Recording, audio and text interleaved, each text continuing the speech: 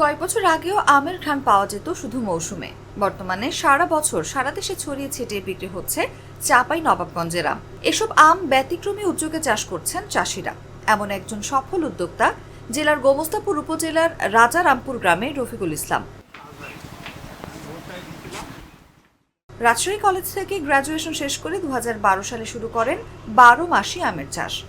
এখন প্রায় 80 বিঘা জমিতে আম চাষ করছেন এই উদ্যোক্তা। পেয়েছেন এআইপি সম্মাননা। রফিকুল ইসলাম জাগো নিউজকে বলেন, আমের চাহিদাটা মিটতেছে কয় বছর? জুলাই আগস্ট, তাহলে সেপ্টেম্বর অক্টোবর তো আমাদের দেশে আম নাই। তো এই গ্যাপগুলো কীভাবে করা যায়? তারপর গৌরমতির দিকে আসলাম, তারপর মনে হলো যে না, সেপ্টেম্বর মধ্যে পাচ্ছি, অক্টোবরে কীভাবে আম পাওয়া যায়? তখন 12 মাসে আমের দিকে ঝুঁকলাম। এইভাবে কিন্তু আমার কার্যক্রম চলমান থাকে।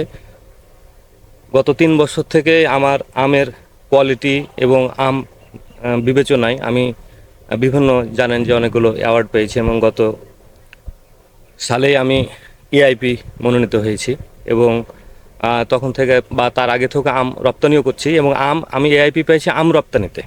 রফিকুলের আম বাগানে কর্মস্থান হচ্ছে অন্তত 2 শতাধিক মানুষের।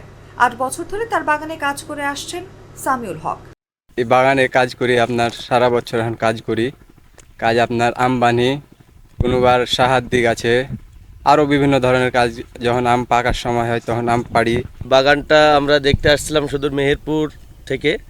তো আসলে আমরাও আম চাষি এবং পাশাপাশি সবজি চাষও করি, কিন্তু আসলে ভাইয়ের বাগানে এসে আমরা অনেক রকমই অভিজ্ঞতা সঞ্চয় করলাম।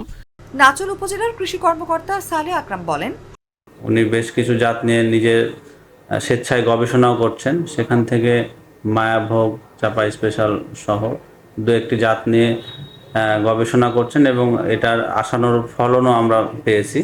হয়তোবা ভবিষ্যতে এটি নতুন জাত আকারে আমাদের কৃষক ভাইদের মাঝে ছড়িয়ে যাবে।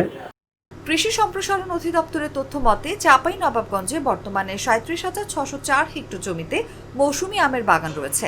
এছাড়া বাইরে 1,792 হেক্টর জমিতে রয়েছে 12 মাসি কাটিমন আমের বাগান।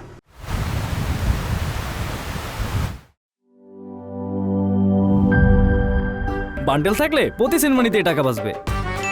বিকাশ সেনমানি বান্ডিল কিনে জিতুন প্রতি লেনদেনে।